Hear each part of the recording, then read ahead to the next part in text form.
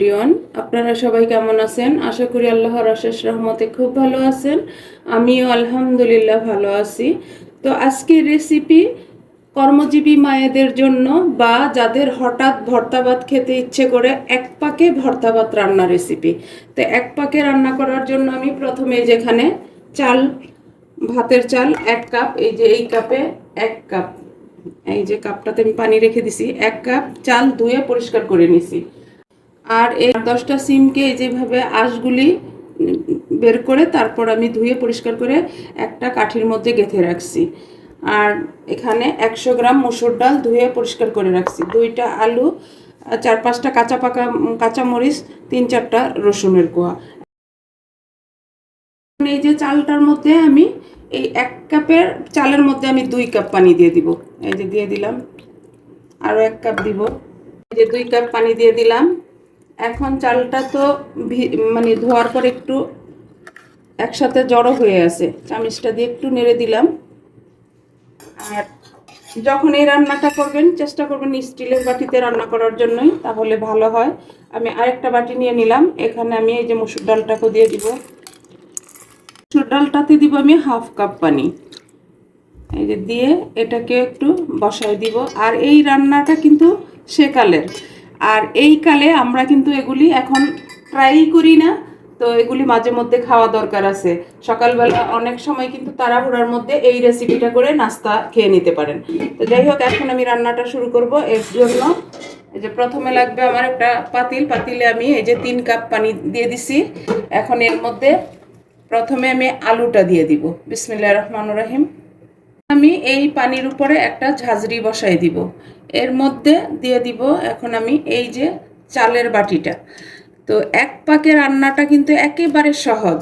যদি আজকের আমার 1 পাকে ভর্তা ভাত রান্না আপনাদের একটুও ভালো লাগে, তাহলে আমার চ্যানেলটাকে সাবস্ক্রাইব করবেন, লাইক করবেন, শেয়ার করবেন এবং কমেন্টস করবেন। এখন দিব আমি এই যে সিম, এই সিমটা সাইডে দিয়ে দিব, এই যে সাইডে দিয়ে দিলাম। এখন এর উপরে একটা দিব, বাটিটার উপরে দিব একটা স্ট্যান্ড। এখন দিব আমি ডালের বাটিটা দিয়ে এর মধ্যে এই যে 4টা রসুনের কোয়া আর 5টা কাঁচা পাকা মরিচ। এখন আমার পাতিলে সব কিছু দেওয়া হয়ে গেল। এখন আমি ঢাকনাটা দিয়ে চুলাটা জ্বালাই দিব। চুলাটা আমার হাই ফ্লেমেই থাকবে। বিসমিল্লাহির রহমানির রহিম। হাই ফ্লেমে আমি এটাকে প্রথমে 10 মিনিট রান্না করব। 10 মিনিট পর আমি একটু চেক করব, দেখব হয়েছে কিনা। 10 মিনিট হয়ে গেছে, দেখি আমার, দেখেন মাশাল্লাহ মাশাল্লাহ অলমোস্ট হয়ে আসছে। আরও 10 মিনিট আমি, এখন চুলাটা তো হাই ফ্লেমে, এখন আমি মিডিয়াম করে আরও 10 মিনিট রেখে দিব।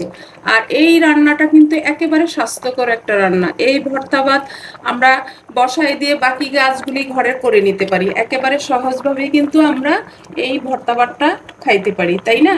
তো যারা ফেসবুক পেজ থেকে দেখতেছেন তারা প্লিজ আমার পেজটাকে লাইক শেয়ার কমেন্টস করে দিবেন। এখন আবার আমি ঢাকনাটা দিয়ে আরও 10 মিনিট মিডিয়াম ফ্লেমে রান্না করব। আরও 10 মিনিট আমি মিডিয়াম ফ্লেমে রান্না করে নিলাম। দেখেন ভাতটা কিন্তু হয়ে গেছে, আমি একটু চেক করে দেখি ভাতটা।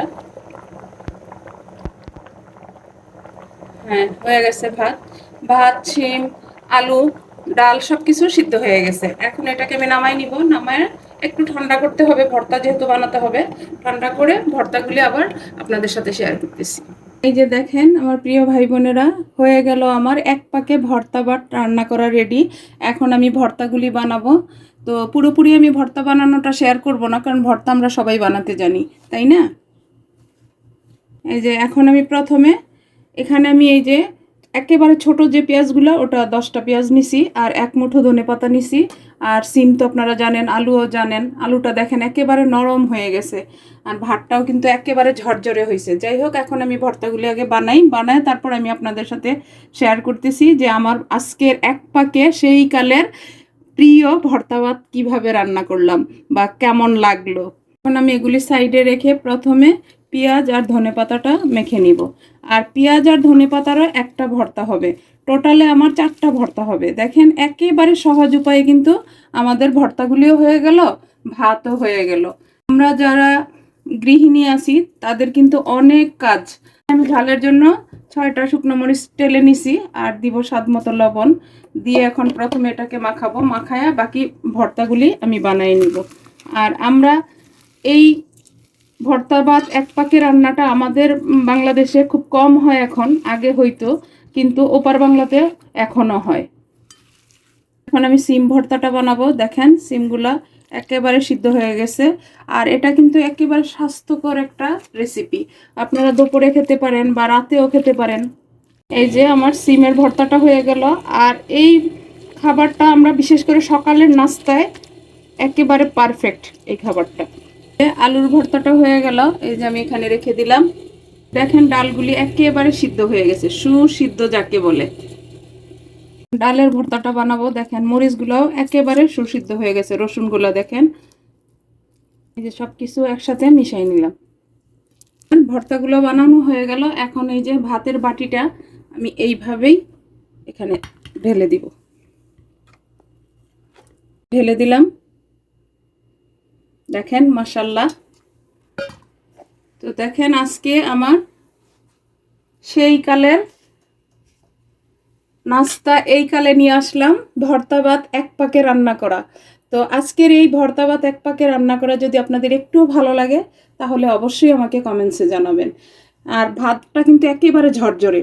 তো এই রান্নাটা করতে গিয়ে কিন্তু আমাদের মানে সময়ও কম লাগতেছে, বা একসাথেই বসানো হইতেছে, আর মুখরোচক একটা খাবার। আমার মুখে তো পানি চলে আসতেছে, কারণ আমি ভর্তা অনেক পছন্দ করি। তো এর সাথে যদি এরকম একটা কাগজি লেবু হয় তাহলে আর কি চাই। তো এই যে হয়ে গেল আমার এক পাকে ভাত ভর্তা। তো এই ভাত ভর্তাটা যদি সকালবেলার নাস্তায় রাখেন তাহলে আমাদের মতো যারা ছোটোখাটো একটা পরিবার আছে এই পরিবারের কিন্তু এটুকুই হয়ে যায়, তাই না? আলাদা কোনো নাস্তা রেডি করতে হবে না। ভাতটা একটু আমি ভেঙে আপনাদের সাথে শেয়ার করি, যে ভাতটা একেবারে ঝরঝরে। লেবুটা সাইডে রেখে দিলাম। দেখেন একেবারে ঝরঝরে, এরকম না যে ভাতটা ঝরঝরে হয়নি। এই যে দেখেন। তো প্লিজ আমার ভাই বোনেরা, আপনারা অবশ্যই বাসায় সময় বাঁচানোর জন্য এই কাজগুলা করে খেয়ে দেখতে পারেন। আর মুখরোচক যারা ভর্তা পছন্দ করেন তারা কিন্তু সকালের নাস্তায়, দুপুরের খাবারে, রাতের খাবারে যে কোনো সময় ভালো লাগে আপনারা এক পাকে ভর্তা ভাতটা রেডি করে খেতে পারেন। তো যাই হোক, আজকে আমার এই ভর্তা ভাত রান্না করা শেষ হয়ে গেল। আমি আপনাদের কাছ থেকে বিদায় নিব, আবার নতুন কোনো রেসিপি নিয়ে আসব। আল্লাহ হাফেজ।